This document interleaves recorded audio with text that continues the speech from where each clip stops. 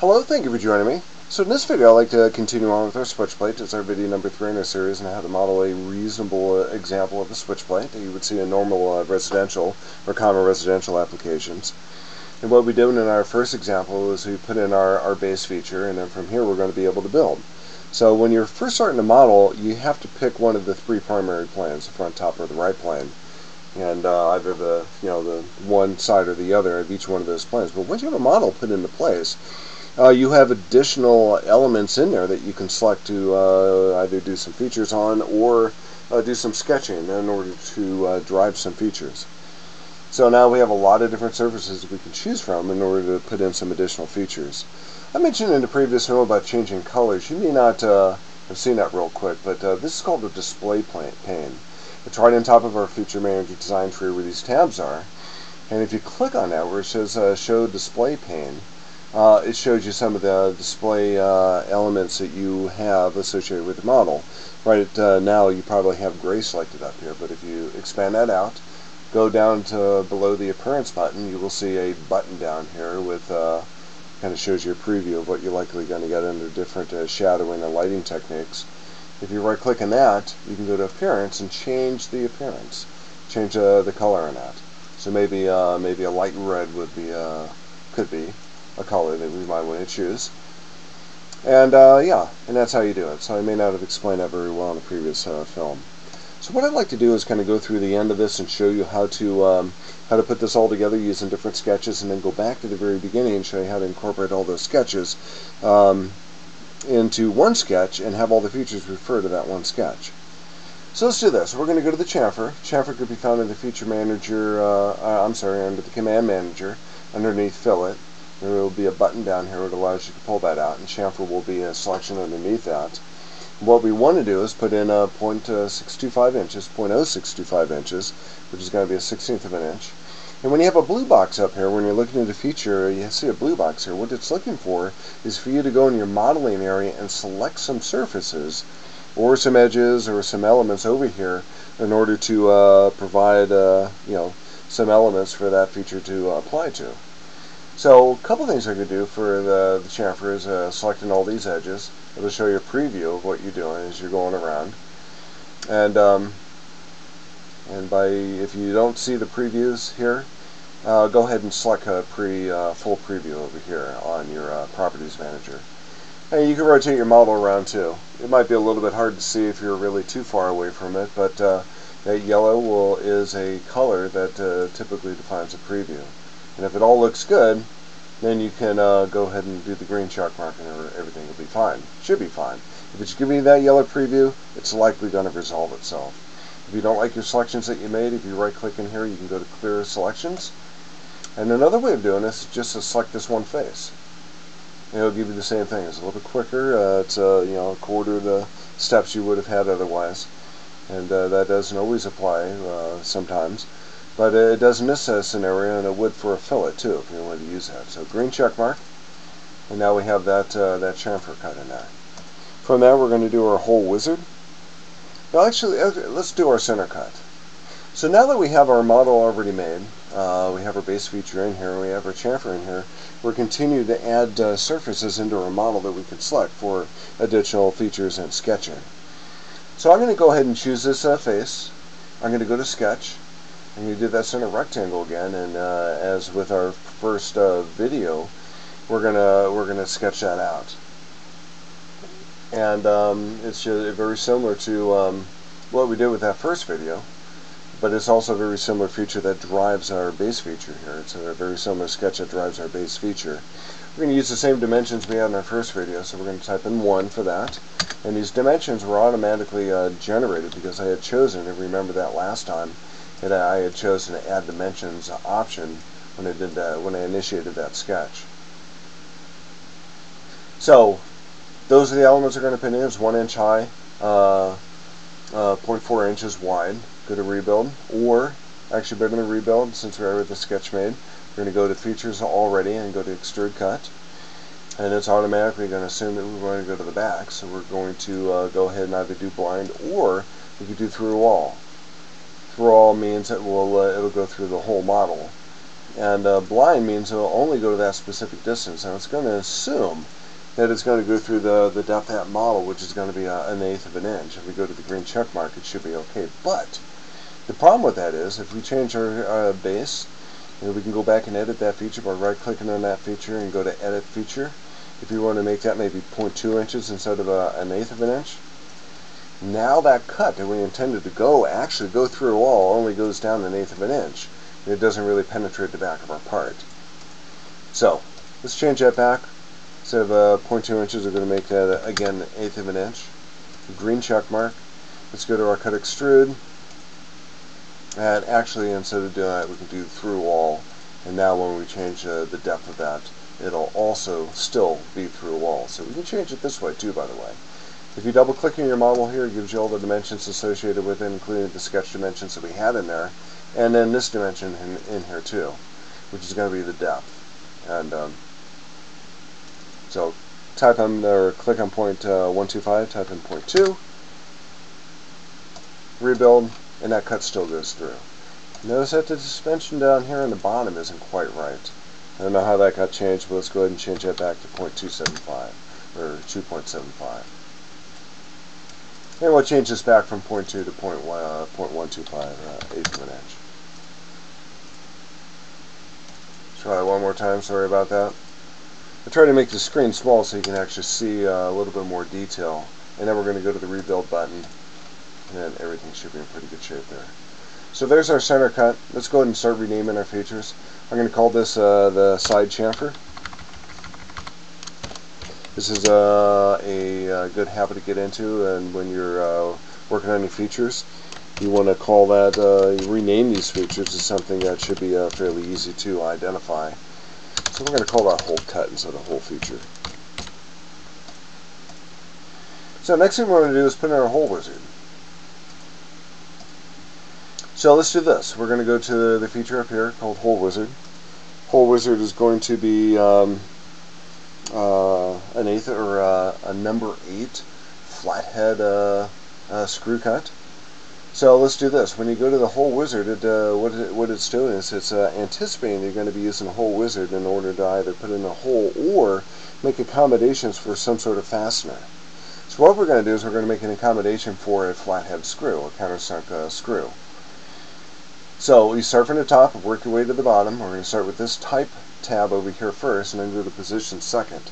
Positions allow us to enter sketch elements in here in order to put in points where that revolve cut feature of the hole wizard is going to be located at. So we don't have any favorites in here, so I'm going to ignore that for now. But we are going to choose the countersink. We're going to get ANSI inch. Flathead screw at 100 degrees, which is going to be the 100 degrees off the center axis line. There's going to be a 100-degree angle there. And you have a choice between that and 82 degrees, I believe. But we're going to stick with 100. And the size is going to be a number 8. So I already have that chosen, but if you don't have any items in here chosen, number 8 seems to work. So it's going to be a number 8 screw size. Fit's going to be normal, and we're going to make it through all. Now we're going to go to positions. Positions allow us to draw in some sketch elements in here in order to derive where the location of this hole wizard hole is going to be. So it's asking for a 3D sketch. We wouldn't want to do a 3D sketch, but if you select this surface like you would if you're initiating a sketch, it allows you to put in that hole. Now it is through hole, so you can see that it's actually going out quite, that preview of that yellow preview on the back is actually quite exaggerating. It goes out back quite a ways. So what we're going to do is we're going to put in one point. And one thing about the hole wizard to keep in mind about the hole wizard is that it's driven only by points. You can type in all or put in all sorts of additional sketch elements in here, but it's only going to be looking for points when you do this. So this gives us the ability to put in some additional sketch geometry in here. One thing we didn't mention about in sketch number 2 is that anything we put in regard to sketch elements into our base sketches and other sketches that derive features is that you have two different kinds of lines. You have a center line and a sketch line. And SOLIDWORKS only considers the sketch line when it puts in features, when it considers features. So it also gives you the ability to put in center lines or construction geometry in here that is completely ignored by SOLIDWORKS, but it is used to help make good solid sketch geometry. It allows you to put in features or elements into your sketches that help define the sketch lines in here that are used ultimately by the features of SolidWorks. So with that in mind, we're going to go ahead and put in a sketch in here in order to drive the points in here. So this is going to be a construction line or a center line, and we're going to define that to the origin here. So I'm going to make that normal too. And the way you do that is you go up to your flyout view toolbar, go to view orientation. If we click on that, there's a button in here called normal to. And we're going to make that normal to the front of our model. So now that we have that center line drawn, I'm going to right click on it, I'm going to select the midpoint of that, and then we're going to click on the origin at the same time with the control key to press. With the control key to press, it allows us to select more than one element into our selection. And when we do that, if we go over here to Properties Manager, our Properties palette over here, if we go to Coincident, we're going to put that center line right down the middle. So if you look at that, if you think about what we've talked about in regard to fully defined sketches, this sketch is almost fully defined except for our endpoints. The endpoints still have flexibility, so you notice that the endpoints are blue, but the sketch itself is actually black. Now we're going to take that point and we're going to move that to that line, that center line. So now this is only partially defined, so now when we try to move that point around, and a preview that goes with that, it's kind of centered on that line. It will not move off that line until we delete this sketch relation. Another way of doing this is if we could take another point and put it in maybe over here just to exaggerate and take that point and the origin, we could also make that vertical, so we don't necessarily need that line. So there's two different ways of establishing geometry in here in order to get those points in the right location. So let's do this. Let's go back to the center line and do the same thing we did before. Sketch that out. Right click in that center line, select the midpoint and the origin, and let's make those coincident with each other. And now let's establish some more geometry in here. Let's take this point, this line, and this point, that center line up here, and we're going to establish a symmetric relationship. And what that does is it allows, since it's going to be establishing some sort of symmetry in here, when we move one point, it also moves the second point. As an alternative to that, I'm just trying to show you a number of different ways of doing the same thing. If we're just selecting that point and go up here to mirror entities, we can actually mirror that point down to the bottom. So up here, it's looking for its selection. If you take your cursor and just rest it over that, it's asking for additional elements in here. We don't want to select anything additional, but we want to move down here so that that blue box is down here, and we want to mirror about that center line. So when we do that, you see a little mouse shortcut there with a green arrow. We can go to the green arrow there by right-clicking on the mouse, or go to the green arrow over here in the mirror. What it does is it puts that down there. Well, after it's done with that mirror command, it does put in that symmetric relationship in here. And we're in the same position we were before. When we move one point, it moves the other point in a symmetrical way. One last thing we want to do is we want to put a dimension in here. So between that point and that center line, we put a dimension in here. Dimension is supposed to be 2.75 or 2.375 inches. If you go from that point to the center line, that's okay.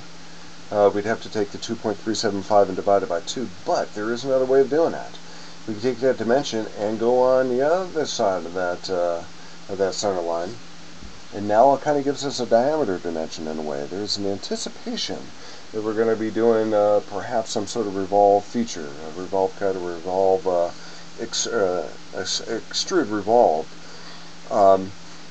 But it's going to give us the option of whether we want to put in a radius for that that dimension, or a full diameter down here. So we want the diameter, and we would plant that dimension in there and then type in 2.375.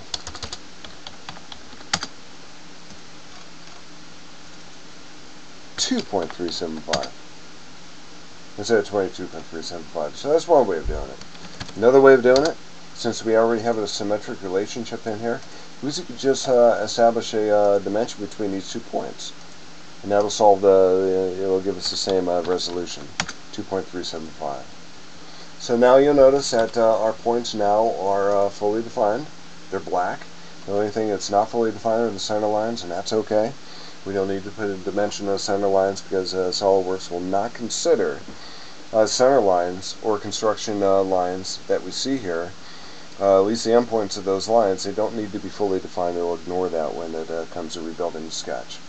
So a green check mark. That was really long, but a green check mark, it puts those hole wizard holes in the right location.